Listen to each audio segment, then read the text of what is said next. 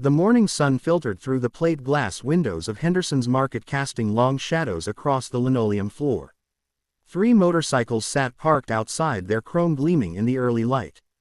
Inside, store manager Patricia Hayes was restocking the dairy case when she heard the rumble of engines pulling into the lot. She glanced up as 3 men in leather vests walked through the automatic doors. They were members of the local Veterans Motorcycle Club, their patches visible on their backs. Big men with weathered faces and tattooed arms. The kind of men who turned heads wherever they went. Patricia had seen them before. They came in every Saturday morning for coffee and breakfast sandwiches. Good men, she had learned, despite their intimidating appearance. Men who rode in honor of fallen brothers, who raised money for children's hospitals, who escorted funeral processions for veterans who had no family left. The leader was a man named Frank. He was 58 years old, with a gray beard and eyes that had seen too much. Behind him walked 2 others. Ray with his shaved head and gentle smile, and Marcus, quiet and thoughtful, with a scar that ran along his jawline. They headed toward the coffee station in the back, talking quietly among themselves. That's when Patricia noticed the children. 2 of them standing near the dairy case. A little girl, maybe 5 years old, in a faded pink dress that had been washed so many times it was nearly white. She had curly blonde hair that looked like it had been combed with careful fingers.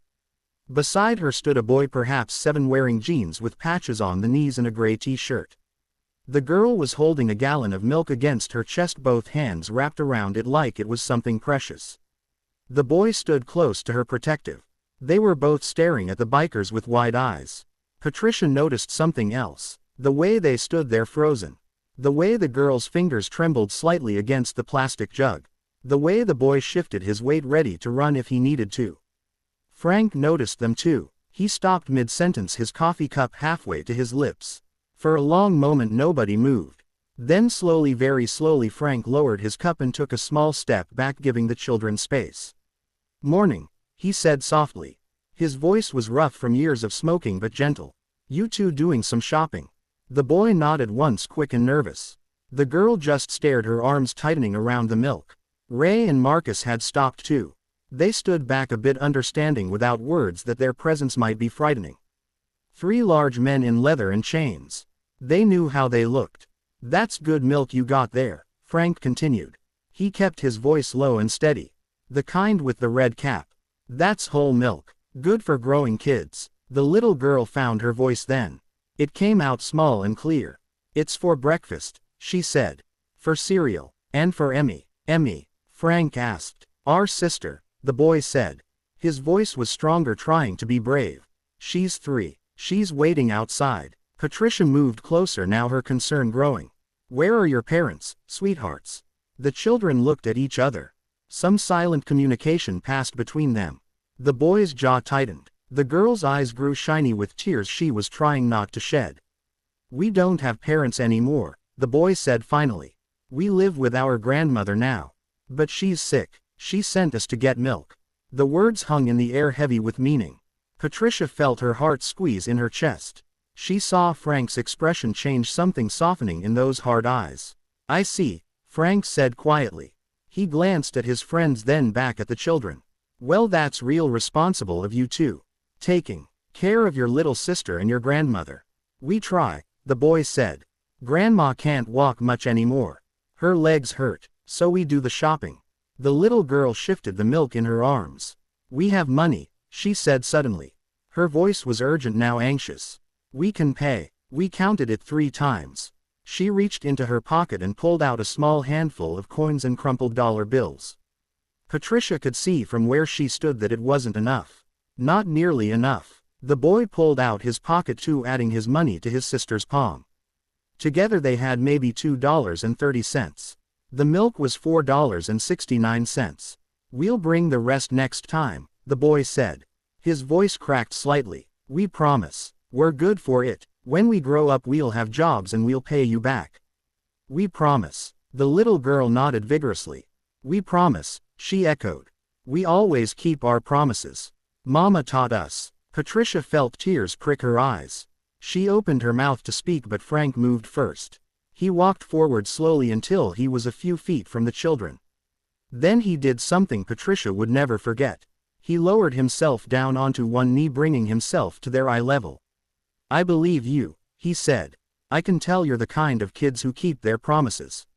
Ray and Marcus moved closer too. Ray's eyes were red-rimmed. Marcus was blinking rapidly. Tell you what, Frank continued. My buddies and I here we were just talking about how we wanted to do something good today. Something that would make us feel useful. You know how sometimes grown-ups need to feel useful. The children nodded, uncertain where this was going. Well, Frank said, it would make us feel real useful if you'd let us pay for that milk. And maybe a few other things too. Some cereal maybe, some fruit, whatever you and your sisters and your grandmother need. We can't, the boy said immediately. Grandma says we don't take charity. She says we earn our way. It's not charity, Ray said. His voice was thick. It's a loan. Like you said, you'll pay us back when you grow up. When you have jobs. That's a loan, right? That's business. We do business all the time, Marcus added. Loans between friends. That's what this is. The little girl looked up at her brother. Is it okay? She whispered. The boy was struggling. Patricia could see it in his face. Pride warring with necessity. Fear fighting with hope. He was 7 years old and trying to be the man of the family. Frank saw it too. Son, he said quietly. Let me tell you something. I'm 58 years old. I've been around this world a few times. And I've learned that accepting help when you need it. That's not weakness. That's wisdom. It takes a strong person to accept kindness. And it takes an even stronger person to pass that kindness along someday when they're able. The boy's eyes filled with tears then.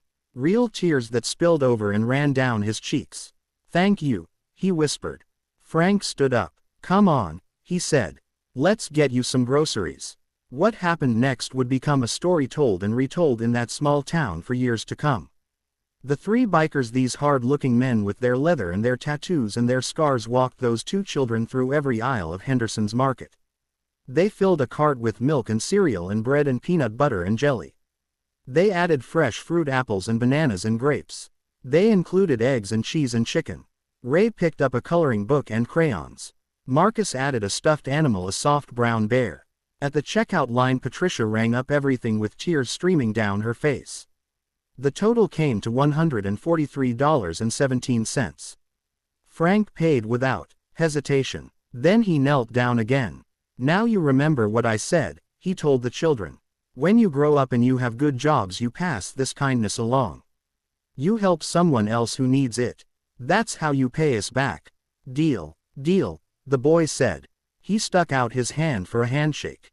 Frank took it solemnly, man to man. The little girl set down the milk and threw her arms around Frank's neck. Thank you, she whispered into his ear. You're like angels. Mama said angels come in all kinds of ways. Frank's shoulders shook slightly. Ray turned away, wiping his eyes. Marcus cleared his throat roughly. They carried the groceries out to the children's grandmother's old sedan parked at the edge of the lot. A tiny girl sat in the backseat, her face pressed against the window. Emmy, she waved at them. The boy and the girl loaded the groceries carefully. Then they turned back. We'll remember, the boy said. We'll remember this our whole lives. And we'll help people. We promise. We promise, his sister echoed. The bikers watched as the old car pulled out of the parking lot. They stood there in the morning sun, three rough men with tears on their faces. Other shoppers gave them curious looks, but they didn't care. I needed that, Ray said finally. More than they did, I think.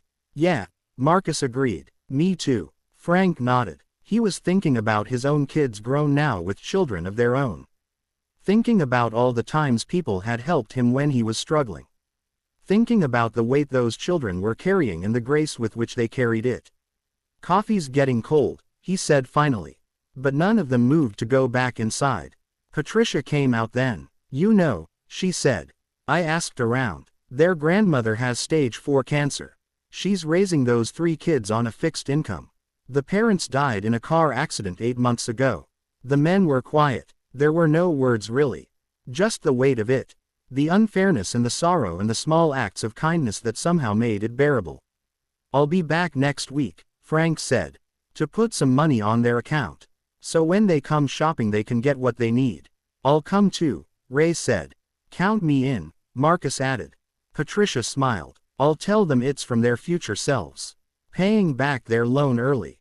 The men finally went back inside for their cold coffee.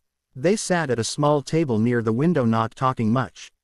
Just three friends who understood that sometimes the most important rides aren't the ones you take on motorcycles but the ones you take through life. And sometimes the smallest gestures carry the most weight. Outside, the morning sun climbed higher.